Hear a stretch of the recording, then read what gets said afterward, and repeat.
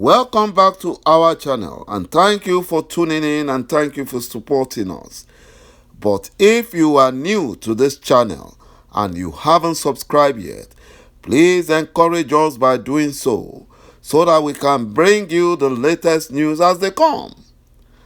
And together we shall support our leader Mazi Nnamdi Kanu, IPOB and Eastern Security Network to make our Biafran dream a reality. İ'Se. Justice Binta Nyako of the Federal High Court Abuja was disgusted with the way and manner the terrorist Minister of Justice Abubakar Malami is handling court cases involving the Fulani Nigerian government and Mazi Nnamdi Kanu, including the Yoruba Nation and the VAT cases. She said that even an illiterate is more learned than Malami, and she's surprised how Malami got his law practice license, because Malami is very empty and knows nothing. Justice Binta Nyako said this because of the inability of the Fulani Nigerian government, led by their Minister of Justice, Attorney General of the Federation, Abubakar Malami, to file responses to Mazi Nnamdi Kanu's fundamental rights suits and the case of 20 billion naira given to Sunday Igboho by the court, as well as the 50 million naira Mrs. Ngozi Umeadi, a Biafran, won against the Fulani government in violation against their human rights by the Fulani Nigerian government at the Federal High Courts. Because in the first place, the Fulani Nigerian government cannot defend their actions, but their figurehead Attorney General, Abubakar Malami, kept pushing like an illiterate lawyer. The Fulani Nigerian government rented African Americans, homeless African Americans.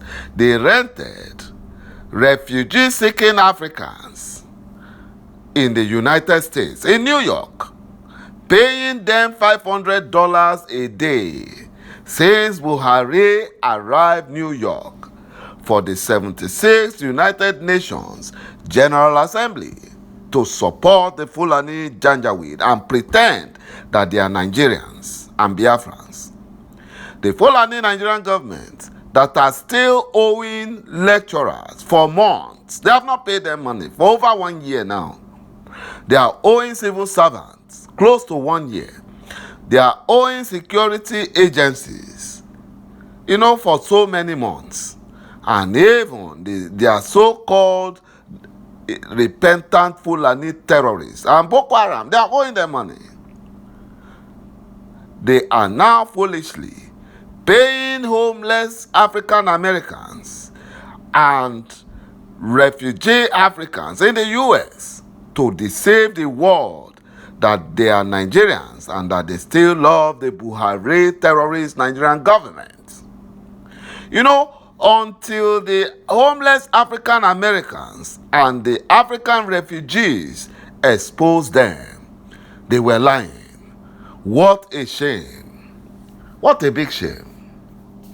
According to Mazi Nnamdi Kanu's lawyer, Barrister ₦'Eǧiofor, he said that he had an extensive interaction through chat with our great leader, Mazi Nnamdi Kanu, during their today's routine visit to the national headquarters of the DSS.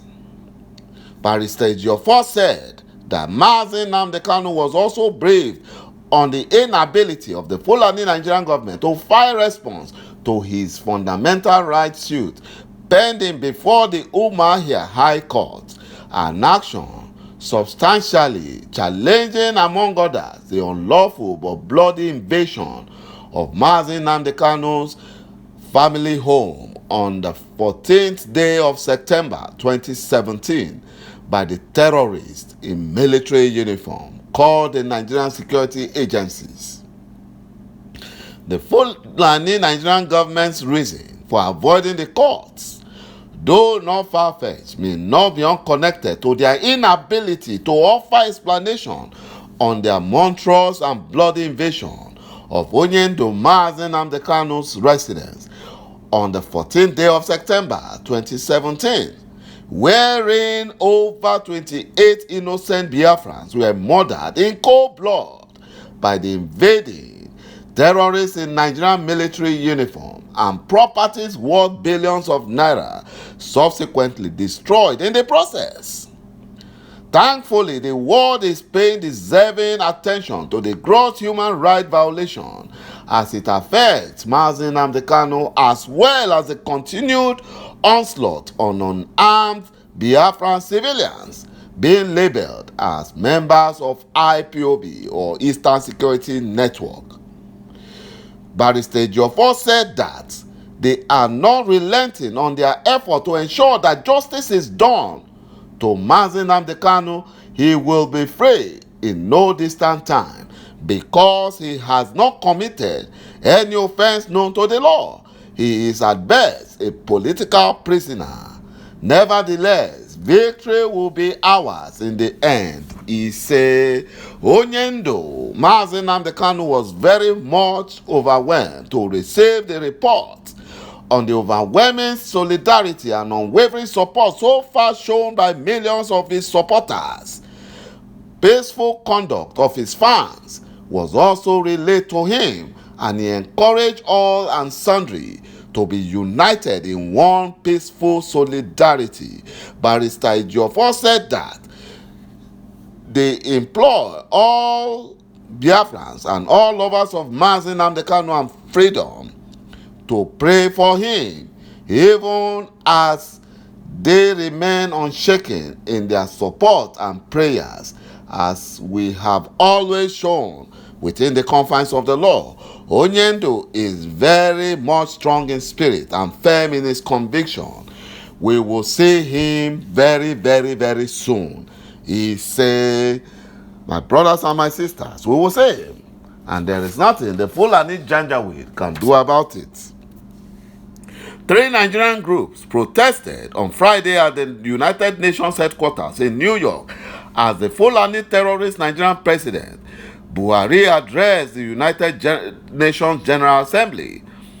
While 2 of the group protested the failure of the Fulani Nigerian government led by Buhari, the 3rd demonstrated in support of the Fulani presidency. One of the group, the Nigerian Indigenous Nationality Alliance for Self-Determination, headed by Yoruba historian Professor Banji Akintoye, also activists under the Aegis Take It Back movement, have mobilized for a protest at the United Nations headquarters in New York with demands. Meanwhile, a 3rd group, One Nigeria, which expressed their support for Buhari while promoting the concept of unity in diversity. So they had to rent African Americans, homeless African Americans, and refugee-seeking Africans, paying them $500 daily. Akintoye explained that Ninas protest tag 1 million man freedom march is to show the world the criminals or the crimes against humanity, attack on press freedom, free speech, and other criminality being aided by the Fulani Nigerian government led by Buhari. He also said the agitators are demanding the conduct of a regional referendum so that the indigenous people can decide on their nationhood. The renowned historian accused the Fulani Nigerian government of sponsoring the counter-protest at the United Nations headquarters, where black foreigners, refugee black foreigners living in the United States were hired at $500 per head. The Friday Grand March in New York was historic, hence the Fulani Nigerian government was jilted the ringleader of the Fulani Nigerian government official, and a top Lagos journalist were in New York, where they hired black people who were pretending to be Nigerians to stage a pro-Buhari and one Nigerian protest to counter Ninas.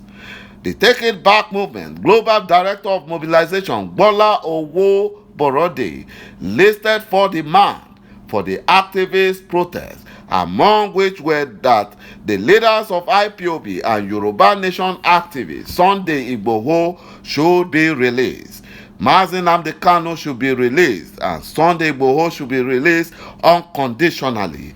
They said that the Fulani Nigerian government should also free Sowore unconditionally and drop all charges of which he has been falsely accused.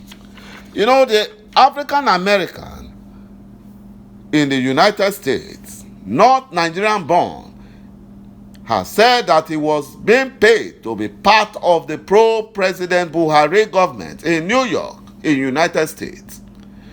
The pro-government protesters who countered group agitating for self-determination in New York, in the United States, on Monday were paid $50 per hour. One of the people involved in the deal said that one Nigerian protesters were paid $50 for 1 hour and $150 for 3 hours to be at the venue of the protest and to show support for Buhari's government despite glaring failure. You know, when they saw that the crowd was not much, after that was when they started paying $500 per head. You know, that was what they did. And that is what the Fulani Janjaweed are planning to do. They want to make the world believe that they are being supported. Thank you, my brothers and my sisters, for watching this video, and bye-bye for now.